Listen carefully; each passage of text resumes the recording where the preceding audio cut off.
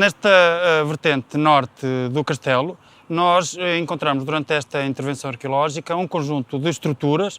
que, pela sua própria tecnologia das estruturas, pelo material arqueológico que encontramos associado e pelas relações estratigráficas até com o próprio castelo, nós temos a certeza de serem mais antigas do que este castelo e, muito provavelmente, de idade protohistórica. As estruturas de que eu vos estou a falar, que têm um caráter monumental importante, correspondem, antes de mais, a um enrocamento constituído na base de uma muralha e para sustentar esta muralha, que é ela, como veremos noutras imagens, anterior e claramente anterior à muralha medieval, e na base deste enrocamento nós vemos um piso de seixos que encontramos cortado nesta zona porque nós já o escavámos, mas é preciso imaginar que este piso se prolongaria por um pouco acima de onde eu tenho os pés atualmente, e nós vemos-lo ainda neste corte estratigráfico. Este piso de seixos parece ser o pavimento de alguma forma, um caminho de acesso à entrada do Morro do Castelo, e o que é interessante nesta zona onde nós estamos é que nós podemos ver este piso de seixos num corte estratigráfico, diretamente sobreposto por um conjunto de blocos pétreos, também originários até da destruição já destas estruturas, e que provocam uma superfície de erosão, a qual vai modelar o terreno, a vertente tal como nós a conhecemos hoje, e vai também provocar o desmantelamento parcial destas estruturas que nós hoje já só conhecemos na parte que ficou preservada. O muro protohistórico que nós encontramos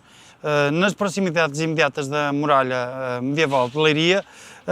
tem um conjunto de características tecnológicas que indiciam, em correlação com a associação de material arqueológico e a posição estratigráfica deste muro, uma clara cronologia protohistórica. De ressaltar que, de facto, enfim, que se observa facilmente que se trata de um muro de pedra e de pedra seca, portanto, sem um ligante significativo de argamassa e constituído com uma tecnologia interessante e característica destas épocas mais antigas, em que alguns blocos de maiores dimensões, como este que está aqui à minha esquerda ou que vocês podem ver imediatamente à minha frente, são dispostos preferencialmente numa posição mais verticalizada, para ganhar mais altura com estes elementos, que depois são preenchidos, sendo o resto do muro preenchido com blocos de mais reduzidas dimensões, sobretudo no interior, onde de facto vai ser o miolo deste muro, vai ser construído, preenchido com pequenos blocos. Para além das características tecnológicas e da associação arqueológica com materiais arqueológicos deste muro, é relevante a sua posição estratigráfica. E a este respeito, duas ou três notas parecem interessantes para se compreender o enquadramento desta estrutura no ambiente em que a encontramos. Primeiro, é facilmente compreensível que o que nós temos é apenas a base deste muro, porque nós temos já aqui exatamente o limite inferior, portanto, o muro estava construído daqui para cima e já não daqui para baixo, e também é evidente que falta uma parte significativa deste muro que nós vamos encontrar já em posição secundária num derrubo de pedras que resulta da degradação natural deste muro após o seu abandono. Para além disso, também é muito relevante a posição estratigráfica do muro, nomeadamente em relação com a muralha medieval mais recente, que nós podemos encontrar numa relação direta de sobreposição, exatamente ali à minha esquerda. O que é que esta posição demonstra? Ela demonstra de forma inequívoca que este muro que nós estamos a estudar hoje como protohistórico e que nos parece corresponder à fortificação deste cabeço ou deste Morro do Castelo em época protohistórica, é claramente anterior à muralha medieval. Um dos elementos eventualmente mais relevantes e seguramente mais inesperados foi o surgimento, em associação a esta fortificação protohistórica de que vos temos estado a falar, de um pavimento de seixos rolados. A presença destes materiais é por si só relevante, porque objetivamente eles não podem ter chegado aqui por processos naturais. É indispensável, é inelutável que tenham sido trazidos pelo homem, e trazidos pelo homem, neste caso, com o objetivo específico de construir um pavimento daquilo que nos parece hoje ser um caminho de acesso à entrada natural desta zona do Morro do Castelo. O que nós encontramos está já bastante degradado pelos processos de vertente que provocaram a erosão significativa de parte destas estruturas após o seu abandono. Não obstante, em algumas zonas, como é o caso, por exemplo, exatamente aqui, nós conseguimos observar ainda a presença de um resto deste pavimento de seixo que está numa posição bastante horizontal e, portanto, necessariamente construída, necessariamente de origem antrópica, por estar numa zona de processo de vertente em que uma deposição natural seria necessariamente inclinada. O conjunto de estruturas encontrado no topo da vertente norte do Castelo de Leiria impressiona desde logo pela sua monumentalidade.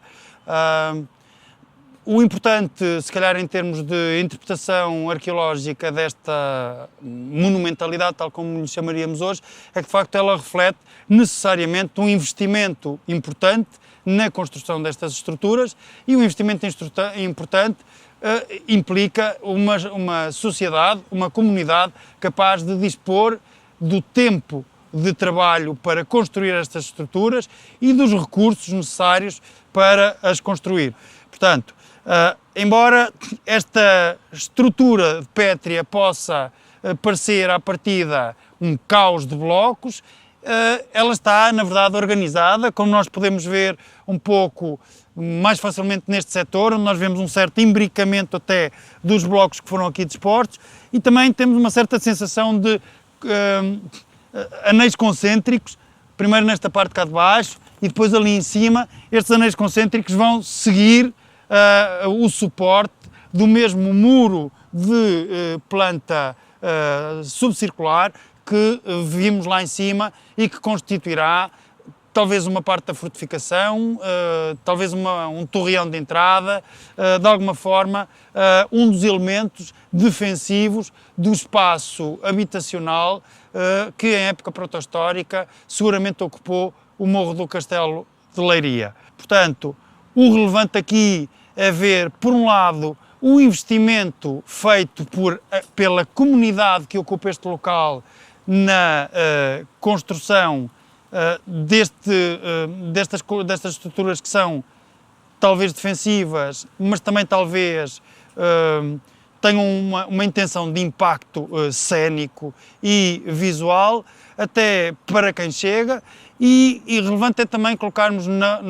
talvez nos olhos da pessoa que está a subir esta vertente e a ver este pavimento, a seguir um conjunto de estruturas de facto de monumentalidade relevante, que constitui uma marca muito decisiva na paisagem do Morro do Castelo de Leiria, que domina uma área importante de território entre os dois rios confluentes abaixo. Estamos no compartimento 3 da Casa do Guarda, onde, sob diversas estruturas de cronologia moderna, medieval e romana, foram identificadas estruturas de época pré-histórica. Protegidos por um pavimento anterior, foram identificados níveis arqueológicos e uma estrutura correspondente a uma cabana circular, construída em blocos pétreos, alinhados, associados a um enrocamento e a um pavimento de argila que encosta a este alinhamento.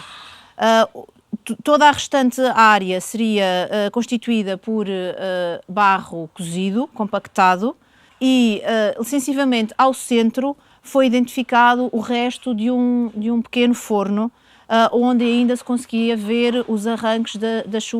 suas paredes. Estamos a falar de comunidades agropastoris que se dedicavam à agricultura, que se dedicavam à pastorícia e também à caça. Foram identificados uma grande quantidade de vestígios de utensílios de moagem, nomeadamente mós giratórias, que nos colocam aqui numa época um pouquinho mais recente, e mós manuais, onde, como vemos aqui, o exemplo de um dormente, portanto seria a base, que é o dormente, que depois estaria associado ao movente que servia para moer os cereais de uma forma manual. A caça era também uma prática destas populações. Foram identificados alguns utensílios em sílex, nomeadamente esta ponta de seta em sílex, que mostra que estas populações praticavam a caça. Associados a este nível de habitat foram identificados uma grande quantidade de restos faunísticos, nomeadamente de grandes herbívoros e de ovicaprinos, como se podem ver aqui estes exemplares, mostrando que de facto a caça era também uma prática destas populações. A cerâmica era também muito utilizada. Existem cerâmicas um pouco mais antigas e outras de tradição mais recente, nomeadamente até já com alguns indícios de haver as trocas comerciais com o Oriente e, portanto, cerâmicas mais finas de tradição orientalizante. Podemos ver aqui alguns exemplos de cerâmica brunida, cinzenta.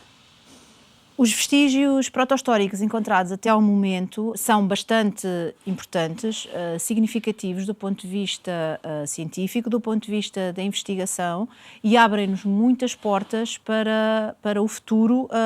e para o conhecimento do que terá sido as comunidades protohistóricas do Morro do Castelo.